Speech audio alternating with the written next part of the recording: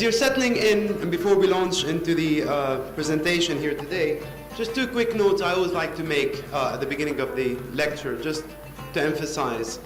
The first thing has to do with your smartphones, smart devices, whatever. I understand, we've become enslaved to the point where we can't put them down for 50 minutes.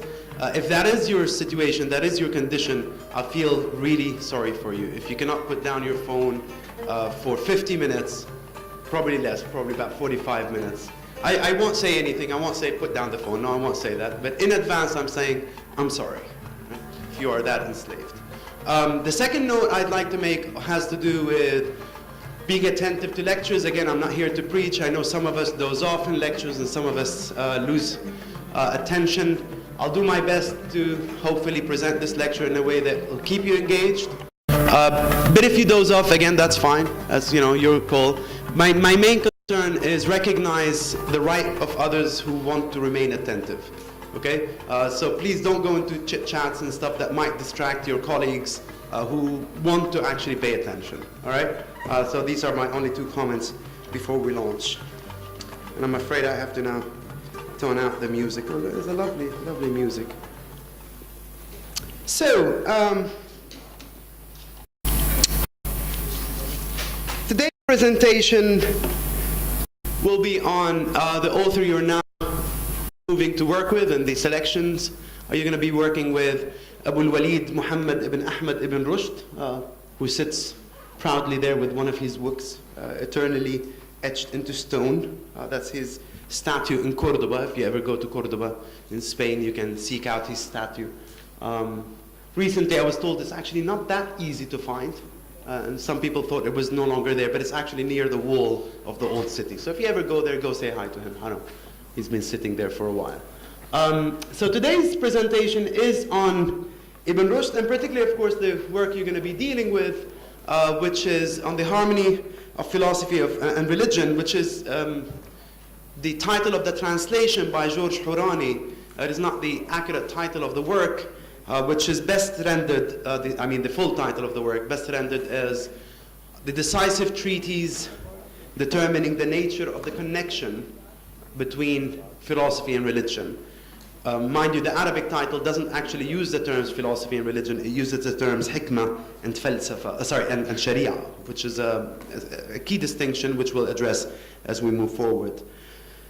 The aims of today's presentation is basically to introduce you to the author, of course, briefly, but more importantly to the work itself and his main concerns with this work, which I will emphasize again as we go through the lecture, is not one of Ibn Rushd's philosophical works, but it is perhaps his best work on philosophy, right?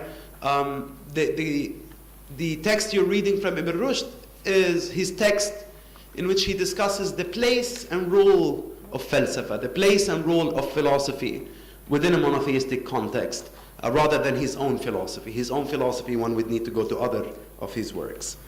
And again, I will emphasize this, keeping in mind that he writes this work, as you will see, not only as a philosopher, but as a religious scholar, because he is one of the perhaps most famous religious scholars of his time. Okay? So that's the aim of today's presentation. Before we do so, however, before we start our discussion and presentation on Ibn Rushd and this work, Kitab Fasl al-Maqal, I ask you to bear with me with a slight digression, a digression back in time, because I think it is very important to give a bit of the context that Ibn Rushd is coming from in relation to the discussion, as I said, of the place and role of philosophy in the Islamic monotheistic world. Ibn Rushd is not writing out of a vacuum. He doesn't wake up one day and decide to defend the place and role of philosophy. The fact that he addresses himself to this question is because of a certain, about 300 years, if you wish, of a tradition which does involve this back and forth on this question. What is the role of philosophy? And to be very clear on this, I need to take a minute to say, every time I use the word philosophy here today, and every time Ibn Rushd uses the word philosophy, we mean falsafa in its most initial sense of Greek philosophy. right? Not in some broad sense of philosophical thinking or, فلسفة, حاجة الفلسفة. No, it's really in a very strict sense of working from the Greek philosophical tradition, right? Because that was really the issue. Philosophy in that sense of the Greek philosophical tradition, one could say made its entry into the Arab Islamic world sometime in the 800s AD, or if you wish, 200s Hijri, particularly in Baghdad, particularly with the Abbasid Caliphate under the rule of Al-Ma'mun, the son of Harun al-Rashid.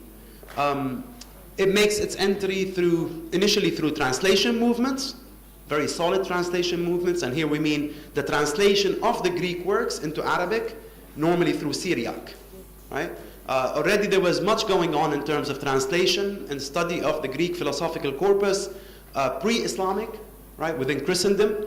And I'm sure you've already encountered Augustine and Augustine's reference to Greek philosophy, whether Plato or Neoplatonism or etc. So the study was already there. The translation, the interest in translation was already there.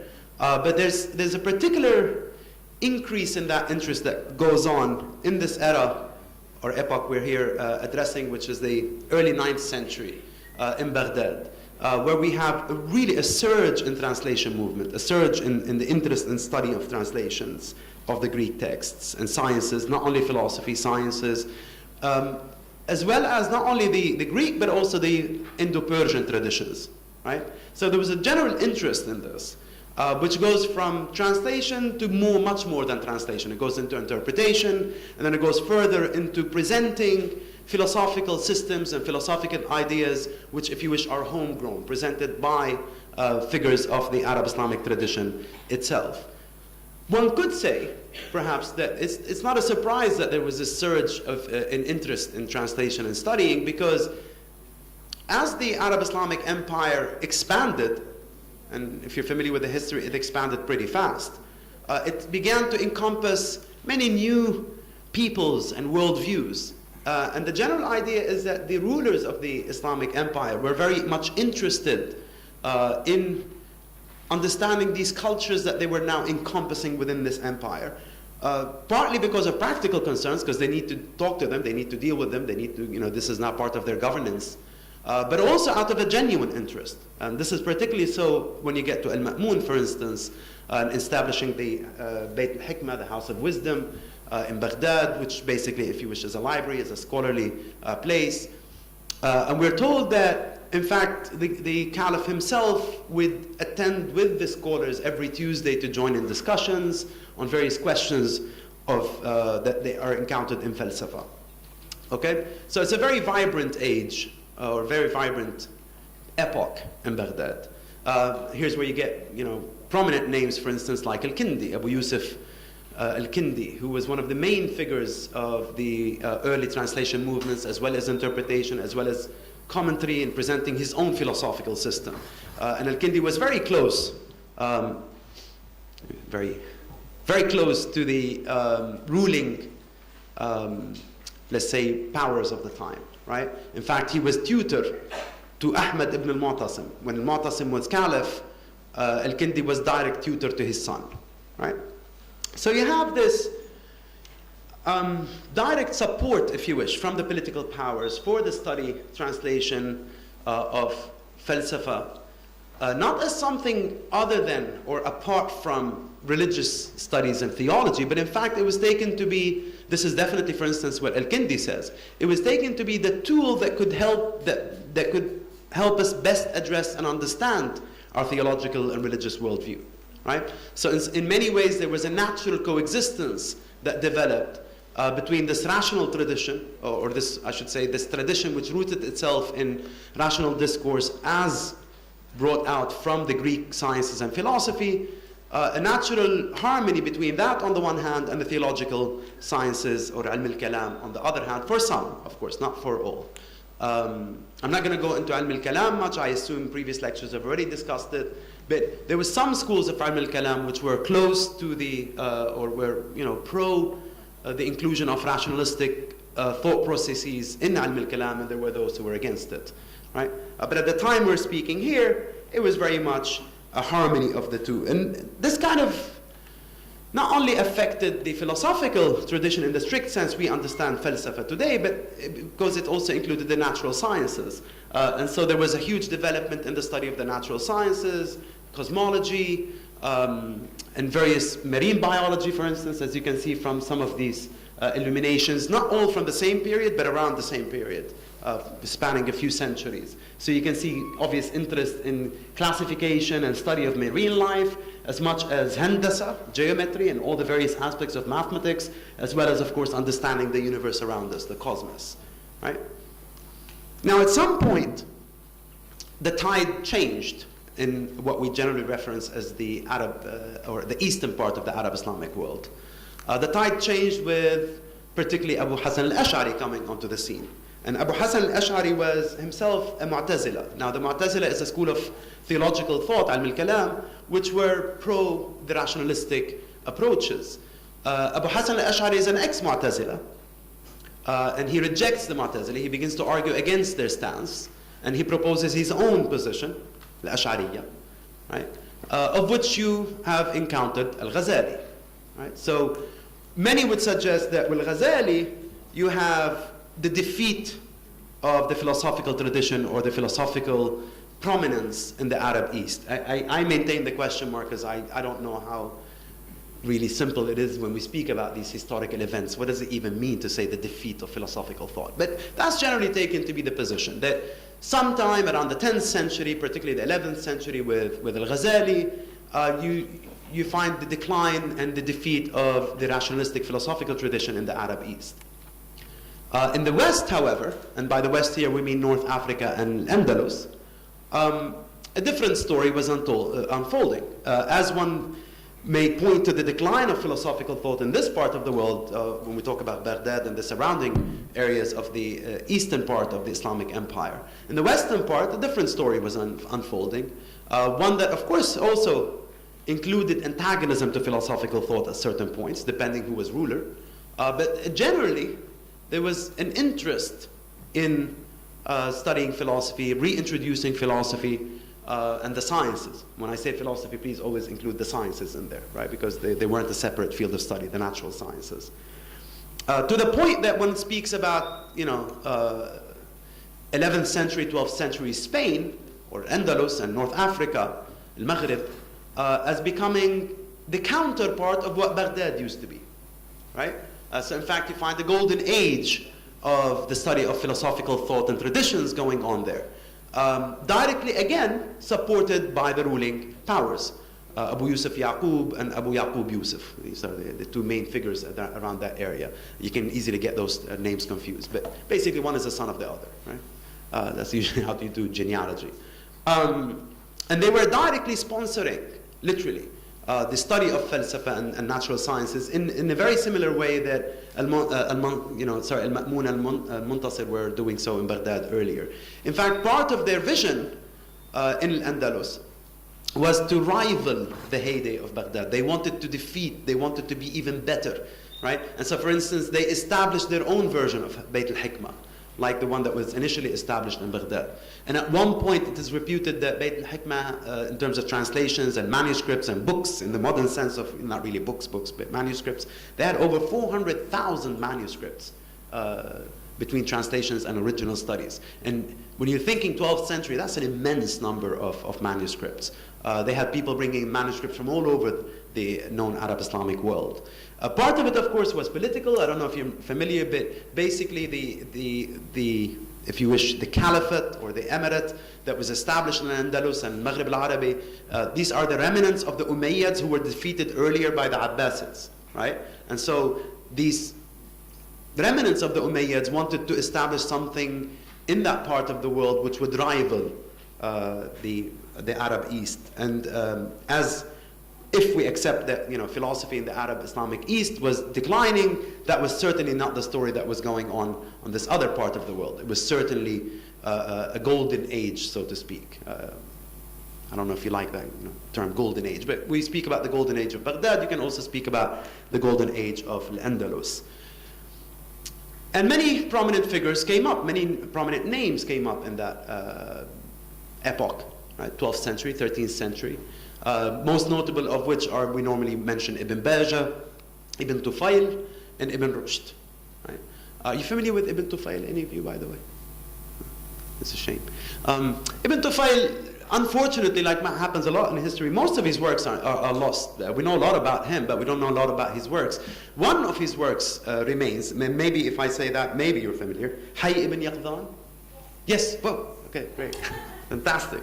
So Hayy ibn Yaqdhan is Ibn Tufayl's most famous work, which is a brilliant work in terms of its philosophical emphasis, because the story there is basically is about a human child. I'm not going to give you the whole story. It's really lovely. It influences stories like Tarzan later on, by the way, and many others, Rudyard Kipling and others. It's basically a story about a human child who is brought up by animals on an island, and though without human community, though brought up by animals on the island, he attains full actualization of his intellect, right? And through that, he attains full knowledge of the divine and all questions related to the divine without revelation, right? And that's the point that Ibn Tufayl was emphasizing, the role of philosophy. I only mention him because Ibn Rushd was introduced to the court in Cordoba through Ibn Tufayl, right? Now, Ibn Rushd himself comes from a prominent family, but he was not part of the court. And I want to mention how serious the ruling elites of the time were about bringing in falasifa and scientists, right? They literally had something like, nowadays you would talk about football clubs, they have them scouts, right? Who would scout out new talent. And Ibn Tufayl was a scout. So whenever he'd recognize an up-and-coming falasuf or an up-and-coming alim, they'd really literally like invite them to be sponsored to do their studies. And this is a time when Ibn Tufayl was writing Hayy ibn Yaqdhan. And the ruler of the time was trying to read and comprehend Aristotle, and he found Aristotle a bit difficult. Right? And Aristotle is a bit difficult. So he asks Ibn Tufayl if he would be willing to write a commentary that would help his study of Aristotle. No, this is the ruler, right? So you see the political elite engaging in the study of philosophy. Since Ibn Tufayl was engaged in writing his most brilliant work, he says, well, actually, I don't really have much time to do that now, but I know someone who can. And so he introduces Ibn Rushd to Abu Yusuf Yaqub, and he says, he's the one who can. He's brilliant. And so this is how Ibn Rushd becomes a prominent figure within the circle of the court of the time, and he is commissioned to write brilliant commentaries on Aristotle, which become a great reference not only for his times, but for many, many centuries later on in the West, certainly. And later we speak about the Averroists, the followers of Ibn Rushd, particularly in Paris, later on in the medieval era. So this is a time, as we said, that is very pro the study of philosophy, both for its own sake, but also in as far as it may help address certain questions of revelation. And the work you're reading from Ibn Rushd is precisely that, right? What is the role of philosophy in terms of addressing questions related to faith and religion, right? And this is why the title of the work, as I said accurately, is The Decisive Treatise Determining the Connection, right? What connection there is between philosophy and religion. Good? So who is our author, Abu al-Walid? I'm not a big fan of biographies these days. You can find them anywhere. I just want to focus on a couple of points there. He comes, as I said already, from a prominent family of jurists. He becomes himself a qadi, and when we say he is a judge, please remember this is not civil law, right? This is religious law, so qadi shara, right? So he's very much immersed in the study of theology, very much immersed in the study of shara, okay? And in fact, at one point, he's qadi qudat, Cordoba, right? So he's chief judge, okay? But also, of course, clearly a brilliant student of philosophy, brilliant writer in philosophy. In fact, he dabbled in most things like many at the time. It's not really, when you say philosophy, it's not his particular field, right? It's an open thing. For instance, he even has works critiquing the Ptolemaic theory of the universe, for instance, and the planets and Earth and whatnot, as well as, of course, works in Aristotelian philosophy, as we said. He was also doctor, physician to the court, which was also a common thing at the time. Falsafa and medicine were very closely connected. Okay? So when we read Ibn Rushd's decisive treatise, keep this in mind. Keep in mind, this isn't just a philosopher. Right? This isn't someone who's concerned with defending philosophy because he's a philosopher. He is much more than that. He is chief judge. And so his concern, and you'll see this in the text itself, his concern with the question of the role and place of philosophy within an Islamic monotheistic worldview is the concern of a jurist, is the concern of a qadi. Right? He approaches the question not from his perspective as philosopher, but from his perspective as a Muslim qadi, as a Muslim judge. Once he can address that question, then you'll see a bit of the philosopher coming up, certainly. Right? But his initial stance is a stance of a religious scholar. For various reasons, he falls from grace in 1195, and something similar seems to take place in Al-Andalus that had already taken place a few centuries earlier in Baghdad.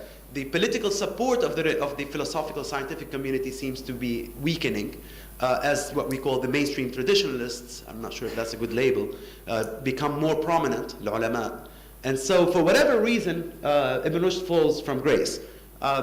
There's one anecdote I like to share, one of the possible reasons he fell from grace. One story says that it had been brought to the attention of the ruler that Ibn Rushd had, in one of his works, had put a marginal note referring to Venus as a goddess. Right? And apparently that got him into trouble with the ulama. Of course, for the Romans, she was a goddess, and for the Greeks, right? But apparently they held it against him that he had referred to a planet as a goddess and whatnot. There's other also reasons, apparently, that he fell from grace. Long story short, he goes into exile. And Haram, he dies in exile in 1198. Though apparently his body is brought back and buried after his death, 3 months after his death. So that's our author. Many would say that Ibn Rushd is the last of the Islamic philosophers. I'm not even sure what that means, to speak of the first or the last. And I'm not sure if anyone can be called the first or the last. But one thing for sure, what we might call Arab Islamic philosophy certainly takes a different direction after Ibn Rushd. Right? A contemporary scholar, brilliant scholar in Arab Islamic thought, Arab Islamic studies, Dimitri Gutas, says it's an Orientalist carryover when we say that philosophy ends with Ibn Rushd. Nothing ends with anyone. But it certainly takes on new forms. I think we can agree on that. With that in mind, then now we get into the text itself. Right? And as I said, we want to look at the purpose and the aims and the manner in which he undertakes to achieve these aims. So the main purpose of the text you're reading from Ibn Rushd, as I said, is not, you're not going to read his philosophy, but you're going to read his defense and his argument for the place and role of philosophy within an Islamic monotheistic context. The fact that he has to present the defense means there was an attack, right? And I can assure you there was an attack, plenty of attacks, right?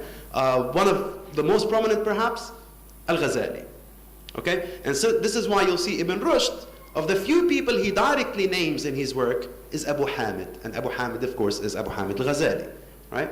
And so he holds Abu Hamid accountable on a number of things. Having said that, I need to add something very, very important. In as much as Ibn Rushd feels that one needs to rehabilitate Aristotelian philosophy in particular, philosophy in general, as much as one needs to rehabilitate philosophy in the face of these attacks by the theologians such as Al-Ghazali, one also has, at least he takes it upon himself, one also needs to correct the errors of previous philosophers, right? For Ibn Rushd, both have made errors. Those who were claiming to be presenting and defending philosophy, such as Al-Farabi and Ibn Sina, if you're familiar with them, right? He holds them responsible for a few errors, and they were attacked explicitly by Al-Ghazali, if you remember, right? But he also believes that Al-Ghazali also gets things wrong, to great damage. Okay? So, the opening of the work states the following argument, and which in itself is a summary of what he wants to do here. Okay? So, the question that Ibn Rushd poses, and I said he poses it almost as a religious scholar, right? Not as a philosopher. The question is, what is the attitude, what is the stance, what is this position of religious law, Shara, towards philosophy? Right? Does the religious law allow it? Does it forbid it? Does it command it? This is the key question. Right? So you see he's approaching the question from a religious point of view. If the religious law forbids philosophy, forbids the study of philosophy. End of story, done. Right? This is a qadi after all. And then خلاص, go do something else. Right? Of course, what he will show is the opposite. So he says, if the activity, and the if here is not a hypothetical if as in if, right? The Arabic uses إذا. If means given. Given that, right? In this context, right? So if the activity of philosophy is nothing more than the study of existing beings and reflection upon them as indications of the artisan, right? And if the law again means religious law, if the law has encouraged and urged reflection on beings, then, conclusion, it is clear that what this name signifies, the name philosophy, is either obligatory or recommended by law. Right? It's a basic form of a logical argument. Two premises, conclusion. Right? If that is what philosophy is, and if the law has asked us to do that, then the law has either obliged us or at least recommended us to do philosophy. Right? So now we'll need to go and analyze this. And we'll start with the second premise, a very important premise. If the law has encouraged, religious law has encouraged and urged reflections upon beings. Has religious law encouraged and urged reflection upon beings? No hesitation. What do you think? Does the religious law encourage reflection and study of beings? الموجودات والمخلوقات. Of course, says Ibn Rushd. Right? It's so obvious that God in his own words has asked us to do this. And he gives a few examples. Here's two. Right? These are verses from the Quran. Reflect, you have vision. Now if you're familiar with the mannerism of the Arabic writing, that is fa'al amr, that is not suggestion. Right? Reflect, you have vision. Right? Here's another verse he mentions. Have they not studied the kingdom of the heavens and the earth and whatever things God has created? This is more of a suggestion. Have they not? Right? Now, in religious reasoning, and I keep saying this because I want you to keep in mind that at this stage Ibn Rushd is writing as a qadi. Right? In religious reasoning, if I have evidence for obligation and I have evidence for recommendation, obligation is higher. Right? So here I have evidence for obligation, reflect, you have vision, and I have evidence for recommendation, have they not studied? In this case, we are obliged to study. Right? It's not only suggestion, like traffic lights in Lebanon, there is suggestion. Right? This is not a suggestion. Right? You need to do this. Great. But all Ibn Rushd has shown so far is that God has asked us to reflect upon beings. شو خص الفلسفة؟ وين جبت لي إياها? Right? So now the next stage, he has to show how that has direct implications on the question of whether we should be doing philosophy. So God has asked us to reflect. Fine. What is reflection? Abu al-Walid. Reflection is nothing more than inference and drawing out the unknown from the known. And since this is reasoning, reflection, or at any rate done by reasoning, therefore we are under an obligation to carry our study of beings by intellectual reasoning. Right? So the first we showed that God obliges us to study beings. Then we showed that the study of beings, or the reflection of beings, involves intellectual reasoning. Therefore we are called upon to use intellectual reasoning in our study of beings. And when you're called upon to use something, you are called upon to use the highest form of it. And the highest form of intellectual reasoning is demonstrative reasoning, al-qiyas al-aqli. Right? In other words, to do logical reasoning. Does that make sense? Yeah? If one is to do demonstrative reasoning, qiyas aqli, or logical reasoning, one needs to understand what that is. It's a science. Have any of you taken philosophy 211? No? Okay. I'm not recommending you do. I'm just, okay, you have, right? So that's what he means. Okay? It is a science. It has rules, it has premises, methods, right? Modus ponens, remember this? Okay. Right? So it's basic. What does it mean when we say philosophical reasoning or demonstrative reasoning, right? It's not, we all think, I hope. Yeah? It's a method of thinking. It's like when we say mathematical reasoning. Right? You begin with axioms and you deduce new things from them. Right? Demonstrative reasoning also has its own axioms. One of the most basic axioms, you couldn't think without it. The law of impossible contradiction. Are you familiar with it? Right? Another way of saying it, something cannot be itself and not itself at the same time.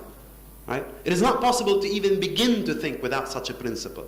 Okay? So if we're called upon to use our intellectual reasoning, eventually we're called upon to understand the methods of reasoning, the rules of reasoning, what distinguishes a valid argument from an invalid argument, a sound argument from a not so sound argument, what are the premises, what are the conclusions. It's a science, which means I need to study the books that have been written in this field.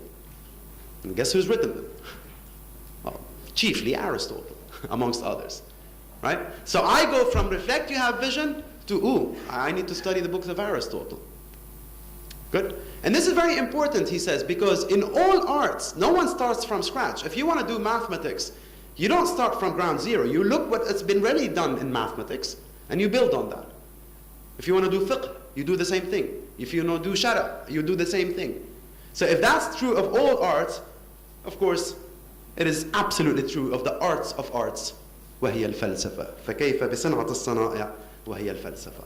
Right? One builds on what predecessors have already done. Good? So now we can present a summary of this. How do we go from the law, or God has asked us to reflect upon beings, to a conclusion which may weigh heavy on your hearts, that we have to study philosophy? This is essentially what Ibn Rushd's argument is. We start with the law obliges us to the study of beings and reflection upon them. Great. Right? But to do that, as we said, that's only possible through intellectual reasoning. That's only possible through demonstrative reasoning. Which means I need to go back and study the books of those who have set down the rules and the methods, and the proper rules and methods of demonstrative reasoning. Once I've done that, I'm at point 5 now. Once I've done that, I've gained the skill. Now I can go and study beings and reflect upon them. But like with any other art, no one starts from ground zero. You start what's already been done. So this means one has to study what those before us have done in this field, the study of beings, just like in any other field. Therefore, conclusion, the law obliges us to study philosophy. Not recommends. It's no longer a recommendation or a suggestion. It's an obligation. Right? The law, divine word, God's word. It's a very heavy commandment, if you wish. So should we all now immerse ourselves in the study of philosophy so as to, live up to one of God's commandments? And that is certainly not Ibn Rushd's conclusion. Right? That is certainly not Ibn Rushd's conclusion. Because, like with anything else, which is commanded in religious theology or shara, those that are commanded are those who can. Right? So for instance, if you think about fasting, we're talking about the Islamic context here. Of course, you can think of any monotheistic context, but particularly here, since Ibn Rushd is talking about the Islamic context. If you think about fasting or prayer or pilgrimage, yeah, those are obligatory to those who can. Now, if you can't, it's fine. Right? So likewise, don't think this is any different. This is obligatory for those who have two natural qualities. Right? Natural intelligence and religious integrity and moral virtue. Right? Now here he does something very clever. He goes from presenting and defending the place and role of philosophy and why we need it, to attacking those who would stop you from fulfilling this commandment. Because again, religiously, if there is a commandment by God and somebody is stopping you from fulfilling it, they're very much in the wrong. Right? It's like somebody trying, to forbid you from praying, for instance. So here he turns around and he says, therefore, whoever forbids the study of them being the books of philosophy, whoever forbids the study of them to anyone who is fit to study them. So now you see the qualification, right? Someone who is fit to study them, i.e. unites two qualities, natural intelligence, al-fitra, and religious integrity and moral virtue, is blocking people from the door by which the law summons them to the knowledge of God. And such an act, forbidding people from the study of philosophy, is the extreme of ignorance and estrangement from God, the Exalted. Of course, this is a huge latchi to Al-Ghazali. I mean, he has someone in mind when he's saying this. Right?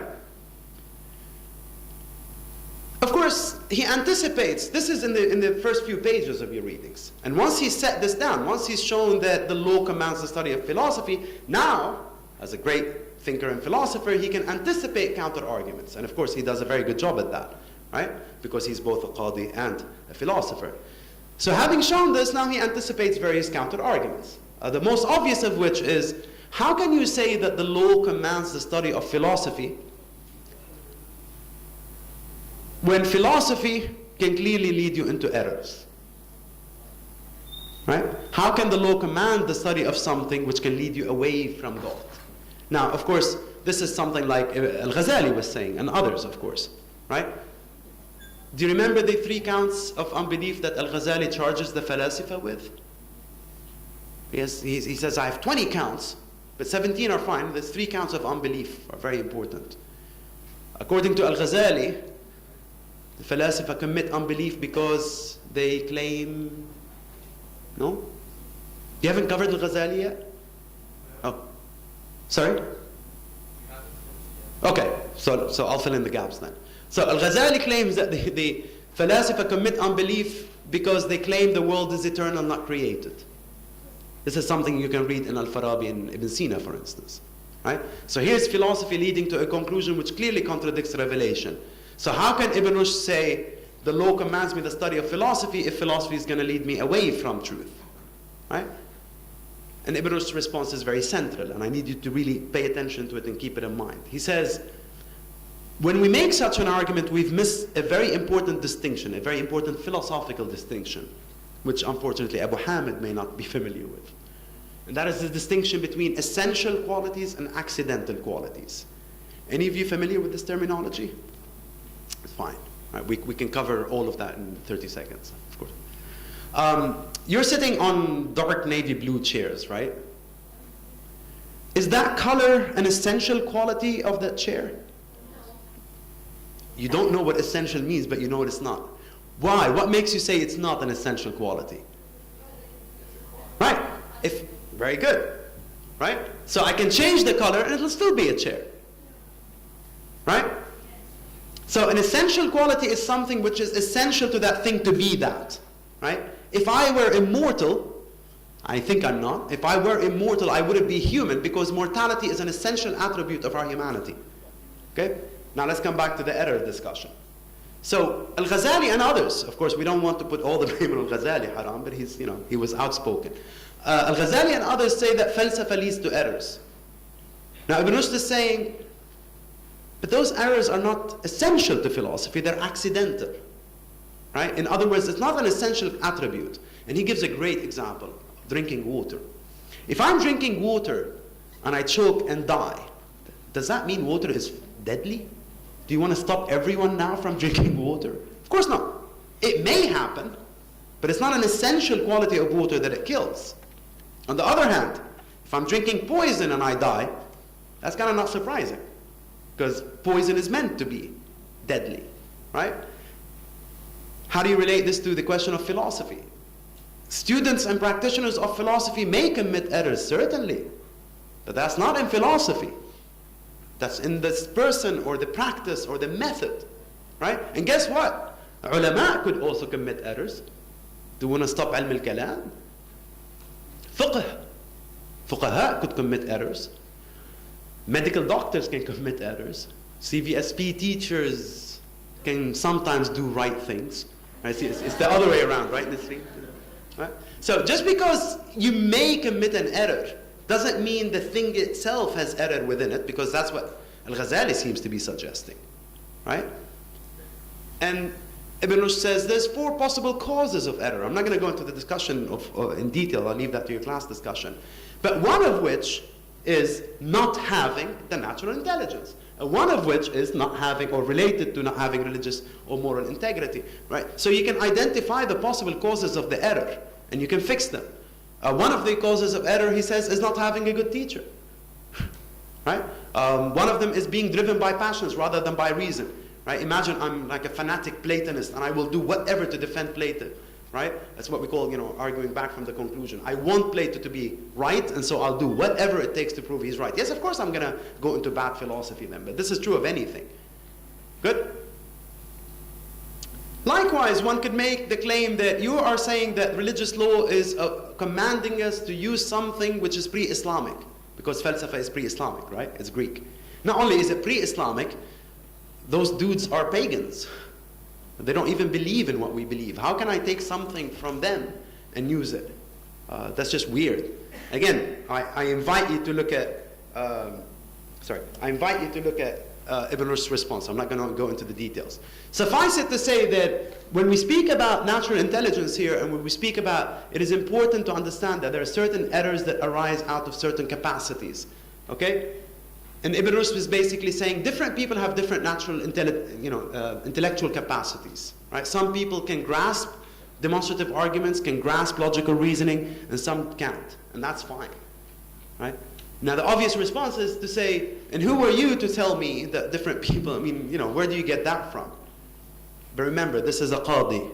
This is not just a philosopher. He says, no, not me. God. Right? In his own words, God clearly suggests there are three different ways one comes to tasdeeq, to assent. Right? And this is the verse he references. Summon to the way of your Lord by wisdom and by good preaching, and debate with them in the most effective manner. He says this verse clearly suggests, this verse which was addressed to the Prophet, clearly suggests that people can be called to the righteous path, right, to the way of the Lord, using three methods: wisdom, preaching, debate. Right? So some people respond better to demonstrative reasoning, wisdom. Some people to preaching, right? Maw'idah, right? And some people to debate. وَجَادِلْهُمْ بِالَّتِي هِيَ أَحْسَنُ. Good? So he says there's clear textual evidence that different people respond differently, and therefore those who have the capacity to respond to wisdom must follow the path of wisdom. And those who don't have the capacity must not. It's okay if they don't. They should not. Right? Because when we said earlier, what is reflection? It is inferring the unknown from the known, right? This requires interpretation, ta'wil. And ta'wil means you move beyond the literal meaning of the text and you go to the inner meaning, right? But to do that, at least for Ibn Rushd, if I'm looking at a verse and I'm saying, all right, what's the rational truth behind this verse? If I want to go to the depth of it, I have to give up the literal meaning in order to get to the real meaning, the inner meaning, right? Now, if I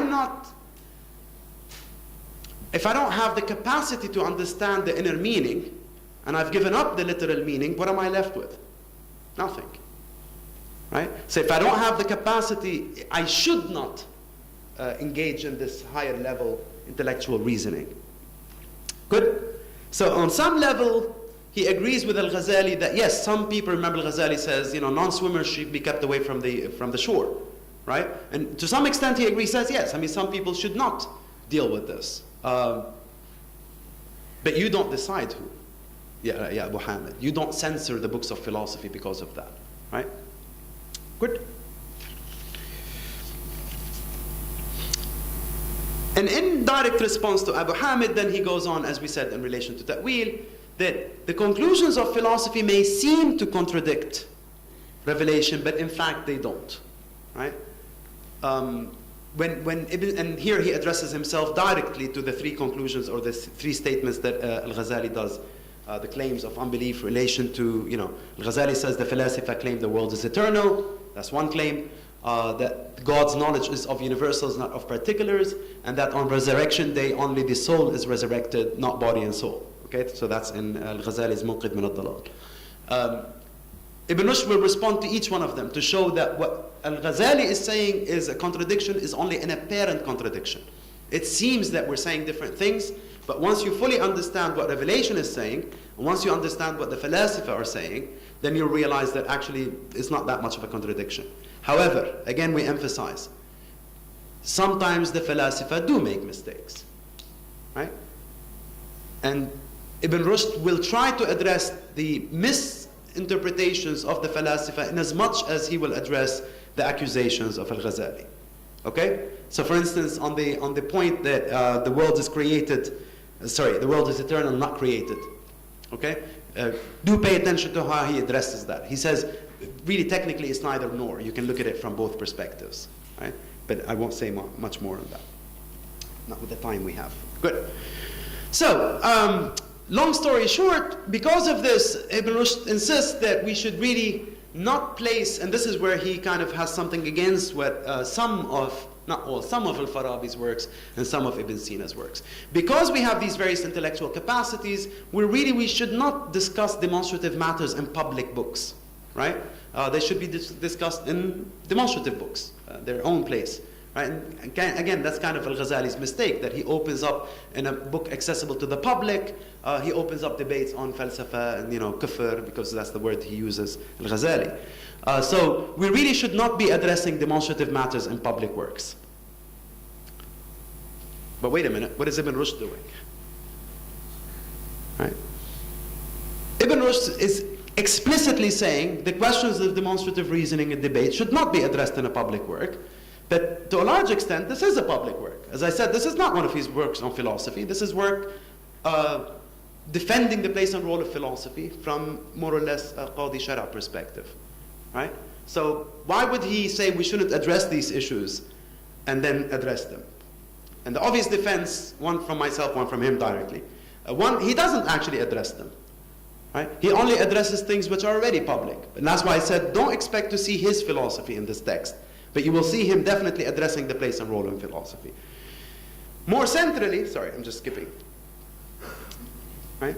More centrally, as he says himself, if it were not for the publicity given to the matter and to these questions which we have discussed, we should not have permitted ourselves to write a word on the subject, and we should not have had to make excuses for doing so to the interpretative scholars, because the proper place to discuss these questions is in demonstrative books.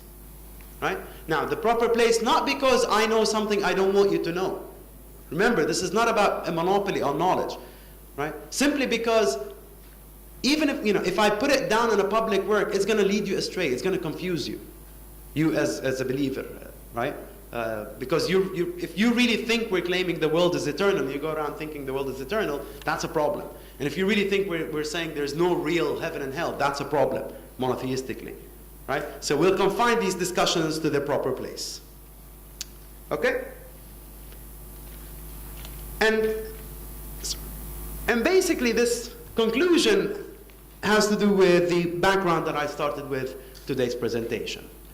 Ibn Rushd is writing this text, as I said, not in response to local events of his time. It's not like something was happening in Cordoba or in Andalus around that era that he was responding to. He's responding to a debate that's been going on for hundreds of years, right? All the way back to Al-Kindi, when the first movement started in Baghdad. In one of Al-Kindi's works, his book on first philosophy, Al-Kindi explicitly addresses those who want to oppose the use of philosophy. So this debate has been going on for a while. And by the time of Ibn Rushd, I think, I may be wrong, Ibn Rushd is starting to feel that the side of philosophy may be about to lose the battle. Right? And so he's writing this, you can sense in his text and other texts, he's writing this with quite a sense of urgency. He's very concerned. And he's mostly concerned, and I need to emphasize this as, in my conclusion here, he's mostly concerned not about philosophy, don't get him wrong. He's concerned about religion. Because for Ibn Rushd, the proper understanding of revelation, the proper understanding of what God has revealed is only possible through the tools of philosophy. If I'm attacking the tools of philosophy, I am attacking the proper path towards understanding revelation. Does that make sense? Likewise, if I'm abusing philosophy, then I'm abusing revelation. And this is one of the concluding paragraphs which I'll leave you with for further consideration. He writes, and here you can sense the tone of urgency that he's sensing. Right? He says, our soul is in the utmost sorrow and pain by reason of the evil fancies and perverted beliefs which have infiltrated religion, and particularly such afflictions as have happened at the hands of people who claim an affinity to philosophy. Right? He's not a blind defender of falasifa and falsafa. He's very clear that some harm has been done by those who claim to be friends of philosophy. Injuries from people related to philosophy are the severest to religion. Right? But likewise, so that's on the one hand. On the other hand, it, i.e. religion, has also been hurt by a host of ignorant friends who claim affinity with it. These are the sects which exist within it. Right? So you can see in his conclusive remarks that his final concern is really not about falsafa. Falsafa for him is a means to an end, at least in this text. right? Well, don't worry about the other text. In this text, he's very clear. He calls it the tool. He says, I need a tool to help me understand my faith, and of course, in understanding, I can live faithfully, right? So I need this tool to inform my life of faith, to borrow this language from Augustine, right? And so to fully enlighten my life of faith, I need the tools of philosophy. If someone is abusing the tools of philosophy, that damages both philosophy and religion. And if someone, of course, is abusing religion, it damages both. Good? And with that, I thank you for your attention. Not too much over time, just 1 minute.